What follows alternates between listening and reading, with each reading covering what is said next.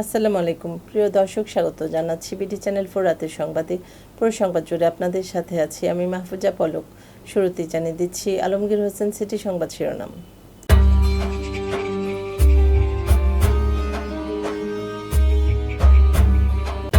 দেশে হাম ও উপসর্গ নিয়ে আরও 5 শিশুর মৃত্যু। পাকুন্দিয়ার নিজ ঘর থেকে অবসরপ্রাপ্ত পরিবার পরিকল্পনা কর্মীর মরদেহ উদ্ধার। ফুলিয়ারচরে জাতীয় পুষ্টি সপ্তাহ পালিত। কিশোরগঞ্জের ডিএসকের উদ্যোগে পিপিইউই প্রকল্পের অ্যাডভোকেসি সভা অনুষ্ঠিত। ফের ইউএনএইচসিআর এর শুভেচ্ছা দূত তাহসান। আত্মসমর্পণ ইরানিদের ডিএনএতে নেই, তেহরানের হুঙ্কার। রেকর্ড গড়ে সিরিজ জিতল বাংলাদেশ।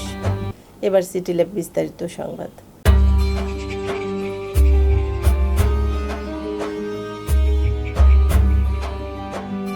দেশে বৃহস্পতিবার সকাল 8টা পর্যন্ত গত 24 ঘন্টায় হামে আক্রান্ত হয়ে এক শিশু ও হামের উপসর্গ নিয়ে 4 শিশু মারা গেছে।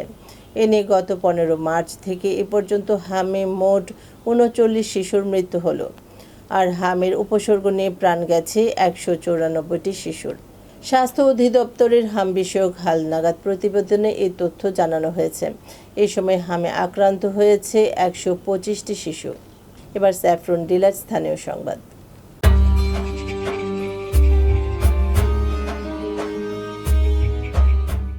কিশোরগঞ্জের পাকুন্দিয়া উপজেলা সুখিয়া ইউনিয়নের 1 নং ওয়ার্ডের কোষাকান্দা গ্রামে নিজ ঘর থেকে নাসরিন বেগম নামে এক নারীর মরদেহ উদ্ধার করেছে পুলিশ।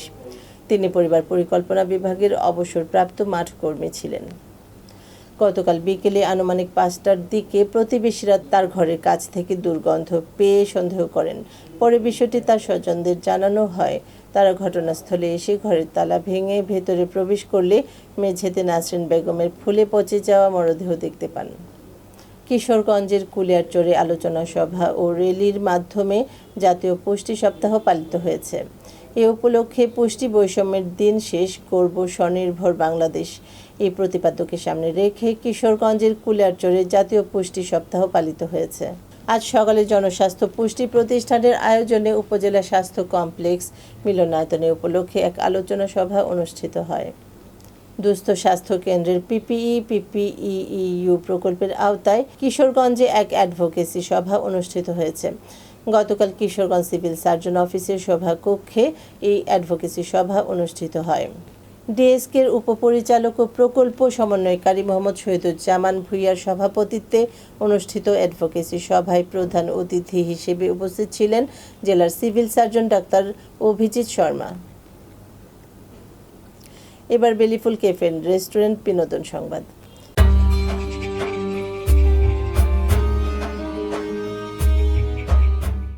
জাতিসংঘ শরণার্থী সংস্থা ইউএনএইচসিআর এর শুভেচ্ছা দূত নিযুক্ত হয়েছেন অভিনয় সঙ্গীত তারকা তাহসান খান। এর আগেও সংস্থাটির শুভেচ্ছা দূত ছিলেন তিনি।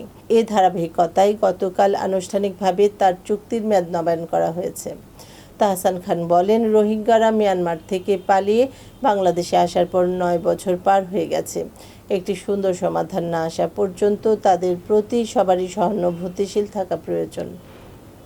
এবার জীবনদীপ হেলথ সেন্টার আন্তর্জাতিক খবর।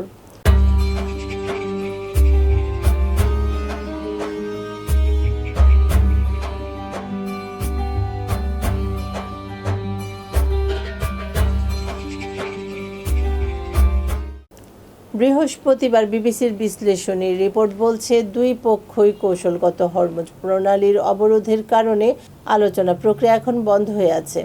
কোনো পক্ষের কাছ থেকেই পিছু হটার কোনো লক্ষণ পাওয়া যাচ্ছে না। যুক্তরাষ্ট্রের ধারণা, হরমুজ প্রণালী বন্ধ ও নৌ অবরোধের কারণে ইরানকে অর্থনৈতিকভাবে ব্যাপক মূল্য দিতে হবে এবং এতে করে তেহরান আলোচনার টেবিলে ফিরবেন এবং মার্কিন চুক্তি মেনে নেবে। এবার জাপান এডুকেশন বিডি খেলার খবর।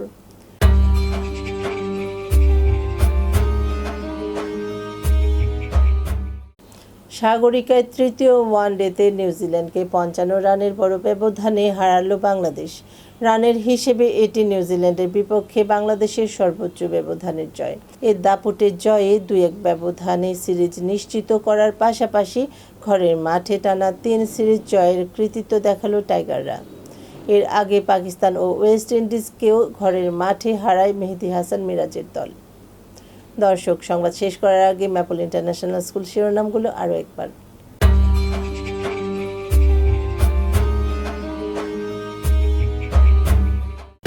দেশে হাম ও উপসর্গ নিয়ে আরও 5 শিশুর মৃত্যু।